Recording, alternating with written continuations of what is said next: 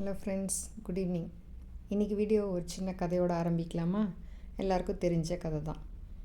ஒரு பக்திமான் ஒரு கிளியை வளர்த்தான். அது எப்போவுமே கடவுளே முருகா அப்படிலாம் சொல்லுமா. ஒரு திருடன் ஒரு கிளியை வளர்த்தான். அது எப்போவுமே அவனை அடி, இவனை போட்டு தள்ளு அப்படின்னு சொல்லுமா. இதுலேருந்து என்ன சொல்ல வரேன் நானுன்னு புரிஞ்சிருக்கும்னு நினைக்கிறேன் உங்களுக்கு. குழந்தைங்க நம்ம எப்படி சொல்லி கொடுத்து வளர்க்குறோமோ அப்படி தான் வளரும். குழந்தைங்க சேர்ந்து விளையாடும்போது விழுந்துருச்சுன்னு வைங்களேன், ஐயோ கீழே விழுந்துட்டியா, இந்த தரையை அடி அப்படின்னு சொல்லி கொடுக்காதீங்க. நீ பார்த்து கவனமாக விளையாண்டுருந்தீங்கன்னா விழுந்திருக்க மாட்டல்ல அப்படின்னு சொல்லி கொடுத்தீங்கன்னா அது எப்போவுமே நீ நம்ம கவனமாக இருக்கணும் அப்படின்னு நினைக்கும். எல்லாத்துலேயுமே அப்படி தாங்க நம்ம சொல்லி தரணும். அதனால தான் எப்போவுமே முன்னெச்சரிக்கையோடு சில குழந்தைங்க இருக்கும். குழந்தையோட மூளைங்கிறது ஒரு பச்சை மண் மாதிரி. அதில் எதை பதிக்கிறோமோ அதுதான் பதியும்.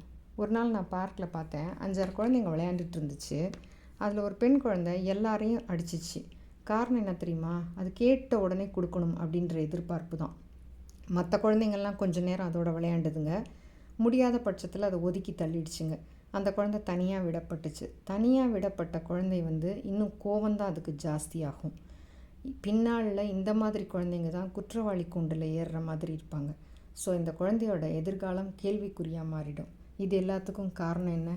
நம்ம வளர்ப்பு தான்.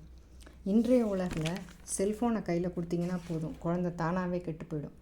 அதனால் எல்லாருமே நம்ம கவனமாக இருக்கணும். புரட்சி தலைவரோட பாட்டு, படத்தில் வர பாட்டு ஒன்று எல்லாருக்கும் ஞாபகம் வரும்னு நினைக்கிறேன்.